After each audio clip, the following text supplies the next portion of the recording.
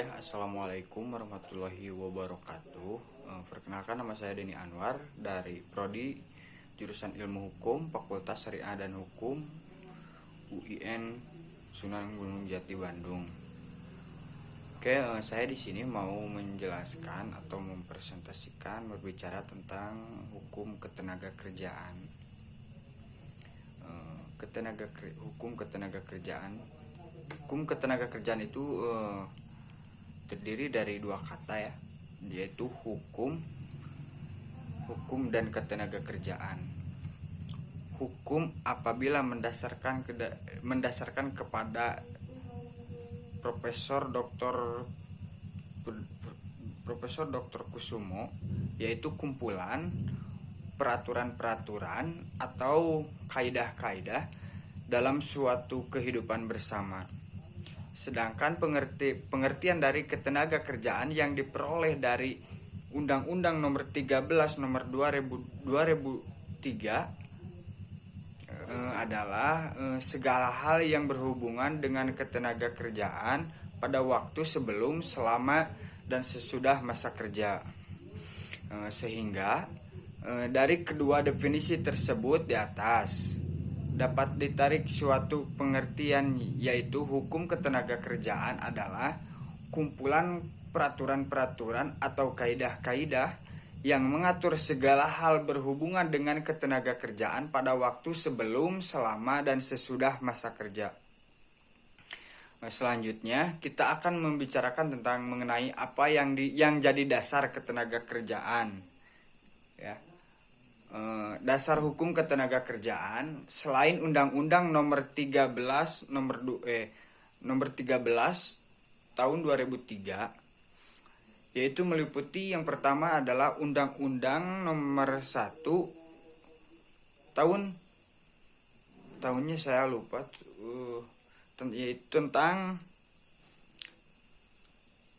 tentang keselamatan kerja. Yang kedua Undang-Undang Nomor 1 tahun 2000 tentang serikat pekerja atau serikat buruh. Yang ketiga Undang-Undang Nomor 2 tahun 2004 tentang penyelesaian industrial. Dan selanjutnya Undang-Undang Nomor 39 Nomor 34 tentang penempatan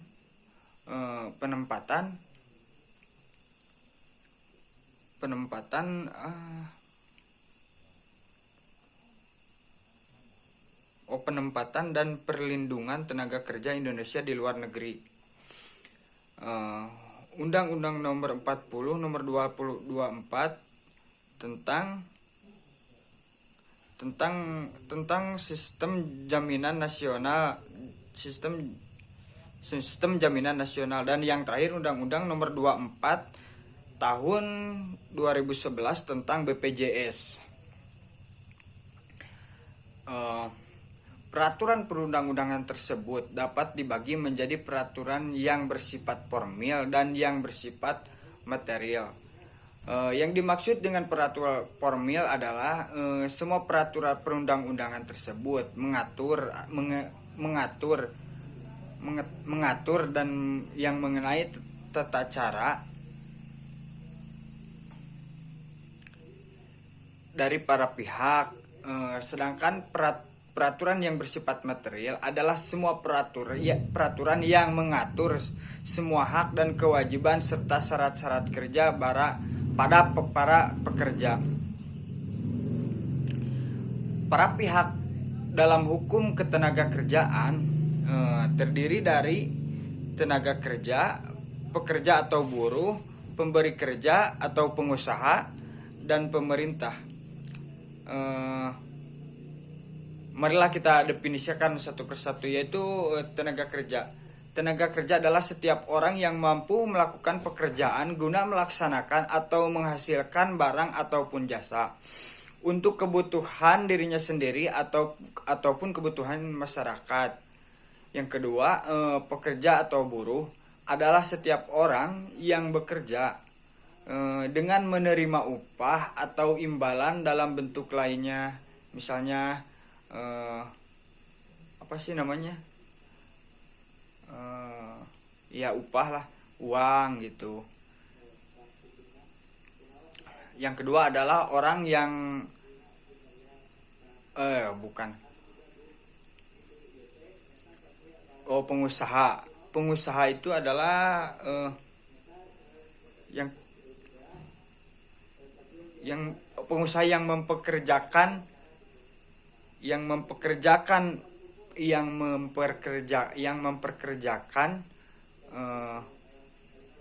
karyawan dengan upah atau dengan imbalan.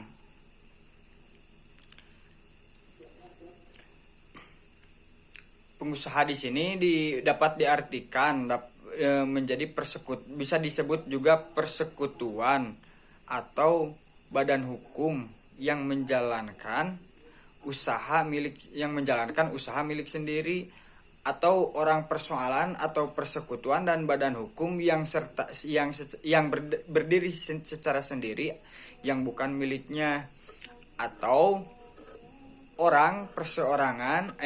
seorang atau perseorangan yang mendirikan perusahaan.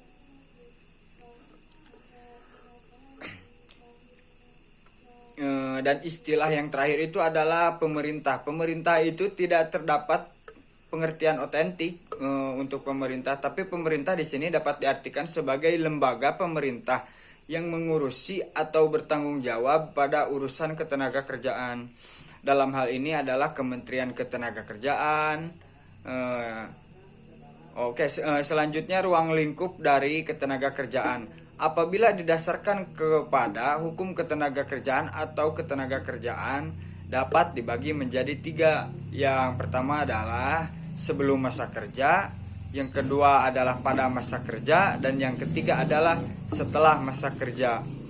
Apabila kita membicarakan tentang sebelum masa kerja, maka membicarakan perencanaan ketenagakerjaan. Kita membicarakan tentang sebelum masa kerja, yaitu kemagangan dan penempatan tenaga kerja. Kemudian apabila membicarakan tentang masa kerja, maka kita membicarakan mengenai masa kerja, hak dan kewajiban para pekerja, mengenai pengupahan dan kesejahteraan. Kemudian kita membicarakan tentang industrial, perselisihan antara industrial, serta membicarakan tentang hukum ketenagakerjaan, masa kerja.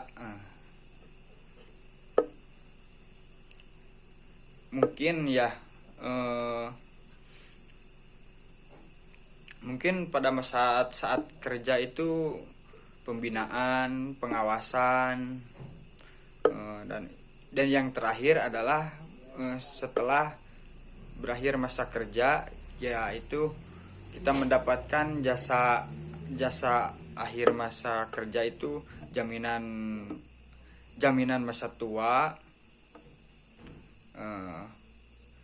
Mungkin segitu yang bisa saya dapatkan tentang hukum ketenagakerjaan.